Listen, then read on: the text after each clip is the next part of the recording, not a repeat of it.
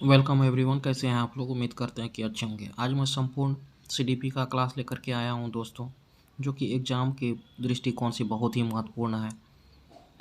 जो लोग हमारे इस चैनल से नहीं जुड़े हैं दोस्तों, वो लोग हमारे चैनल को लाइक, सब्सक्राइब और शेयर अपने दोस्तों में ज़रूर कीजिए, क्योंकि मैं आप लोगों के लिए इस तरह का डेली जो है कि 20 से 25 जो है कि क्वेश्चन लाते रहता हूँ आप लोगों को। इस तरह का मैं क्वेश्चन लाते रहता हूँ दोस्तों। तो चलिए आज हम लोग अपने सेशन को स्टार्ट करते हैं। और आप लोग जैसा कि देख सकते हैं कि यहाँ पे दिया गया है डैशबोर्ड में कि वह प्रक्रिया जिसके द्वारा संज्ञानात्मक संरचना को संशोधित किया जाता है डैश कहलाता है। तो क्या कहलाता है दोस्तों? समाजीकरण, समावेशन, सामान्यीकरण और समतुल्य। तो इसका राइट जवाब हो जाएगा दोस्तों। यहाँ पे आप लोग कमेंट सेशन में अपना जवाब भेज दीजिएगा।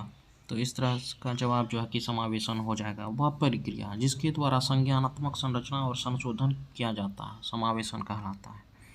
इस तरह से नेक्स्ट है दोस्तों, जीन पियाजे के संज्ञानात्मक विकास सिद्धांत की अवस्था नहीं है।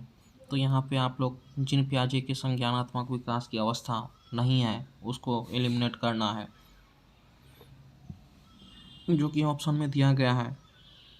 इंद्रिय जनित गामक अवस्था, पूर्व संक्रियात्मक अवस्था और मूर्त संक्रियात्मक अवस्था और अनौपचारिक संक्रियात्मक अवस्था। ये जो है कि अनौपचारिक संक्रियात्मक अवस्था जीन पियाजे का संज्ञानात्मक विकास से जुड़ा हुआ नहीं है। तो राइट ऑप्शन हमारा 4 नंबर हो जाएगा दोस्तों। इस तरह से नेक्स्ट है, बालकों के पूर्ण ज्ञान के साथ नवीन ज्ञान को जोड़ने की प्रक्रिया कहलाती है।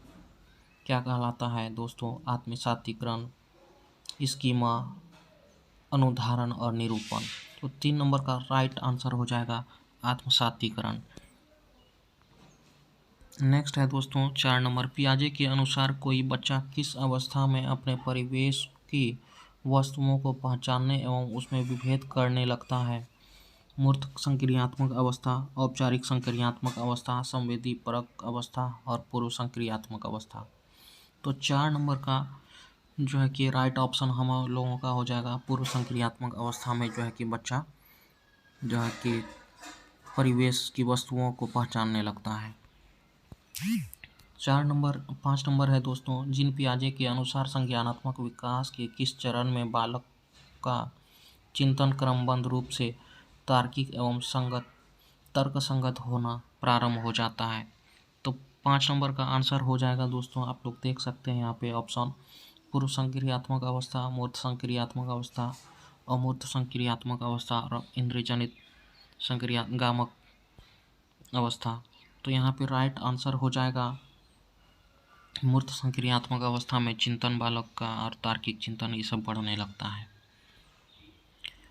6 नंबर क्वेश्चन है दोस्तों, पियाजे द्वारा बताई गई बाल विकास की 4 अवस्थाओं में औपचारिक अवस्था अमूर्त संक्रियात्मक अवस्था की अवधि है जन्म से 2 वर्ष तक, 2 से 7 वर्ष तक, 7 से 11 वर्ष तक और 11 से लेकर प्रौढ़ावस्था तक।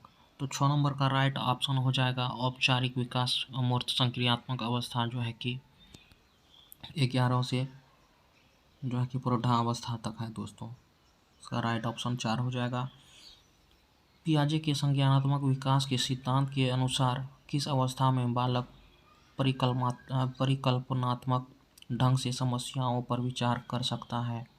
तो 7 नंबर का हम लोग ऑप्शन देखेंगे, अमूर्त संक्रियात्मक अवस्था, मूर्त संक्रियात्मक अवस्था, पूर्व संक्रियात्मक अवस्था और इंद्रियजनित कामक अवस्था। इसमें जो कि अमूर्त संक्रियात्मक अवस्था में कल्पना होने लगती है दोस्तों। तो इस तरह से हम लोगों का 1 नंबर सही हो जाएगा 7 का। वातावरण के अनुसार स्वयं को ढालना कहलाता है?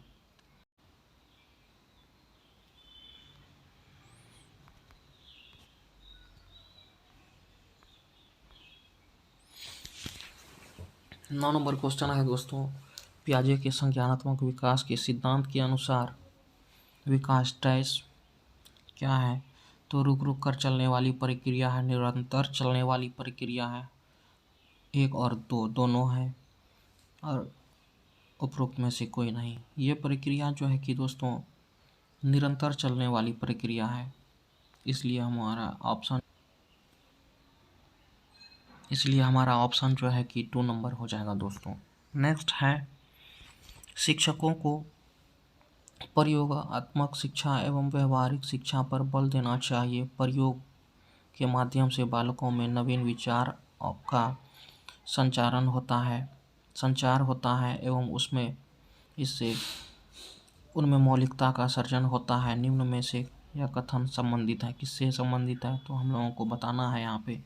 पियाजे के संज्ञानात्मक विकास के शैक्षिक महत्व से, वाइगोत्स्की के सामाजिक विकास के सिद्धांत से, कोहलबर्ग के नैतिक विकास के सिद्धांत से, उपरोक्त में से कोई नहीं। तो 10 नंबर का आप राइट आंसर हो जाएगा, पियाजे के संज्ञानात्मक विकास के शिक्षण महत्व से महत्वपूर्ण है। निर्माण और खोज का सिद्धांत निम्नलिखित में से किसने दिया, तो यहाँ पे दिया गया है ऑप्शन वाइगोत्स्की ने, कोहलबर्ग ने, जीन पियाजे ने, अब्राहम मैस्लो ने। तो निर्माण और खोज का जो है कि सिद्धांत जीन पियाजे ने दिया है, तो राइट आंसर 3 हो जाएगा दोस्तों।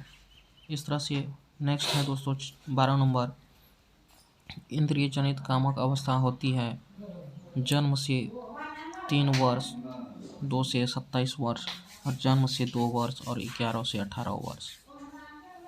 तो राइट आंसर इसका हो जाएगा दोस्तों 3 नंबर, जन्म से 2 वर्ष।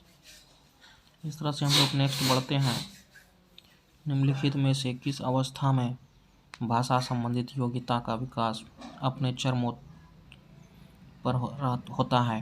तो इसका राइट आंसर जो है कि दोस्तों हम लोग देख सकते हैं, ऑप्शन पहले देख लेते हैं। औपचारिक संक्रियात्मक अवस्था, इंद्रियजनित कामक अवस्था, मूर्त संक्रियात्मक अवस्था, पूर्व संक्रियात्मक अवस्था। इसका जो राइट आंसर है 1 नंबर हो जाएगा, औपचारिक संक्रियात्मक अवस्था। कोहलबर्ग के द्वारा प्रस्तावित निम्नलिखित चरणों में से प्रारंभिक विद्यालय के बच्चे किन चरणों का अनुसरण करते हैं। तो यहाँ पे ऑप्शन हम लोग देख लेते हैं, आज्ञा पालन और दंड, उन्मुखीकरण का, व्यक्तिगता का विनिमय, अच्छे अंतर्व्यक्तित्व संबंध और सामाजिक अनुबंध और व्यक्तिगत अधिकार। तो इसका राइट आंसर हम लोग देख सकते हैं कि अच्छे अंतःक्रिया संबंध, यानी कि 3 नंबर जो है सी नंबर इसका राइट आंसर हो जाएगा दोस्तों। सॉरी दोस्तों, यहाँ पे जो है कि सी नंबर 3 नंबर हो जाएगा, बी और ए दोनों हो जाएगा। कोहलबर्ग के अनुसार सही और गलत के बारे में बच्चे डैश चिंतन करते हैं।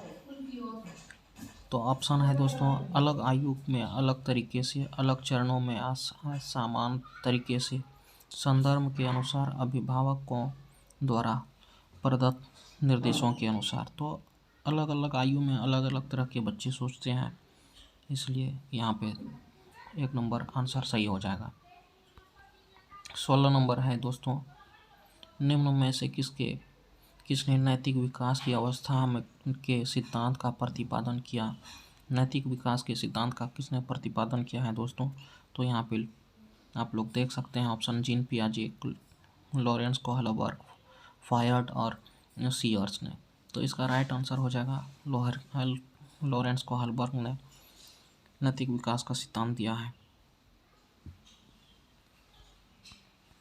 नेक्स्ट है दोस्तों, कोहलबर्ग द्वारा प्रतिपादित नैतिक विकास की अवस्था के सिद्धांत के अनुसार नैतिक या चारित्रिक विकास की चरम अवस्था है स्वकेंद्रित अवस्था, परंपराओं को धारण करने की अवस्था है, आधारहीन आत्मचेतना का अवस्था है और आधार युक्त आत्मचेतना का अवस्था है।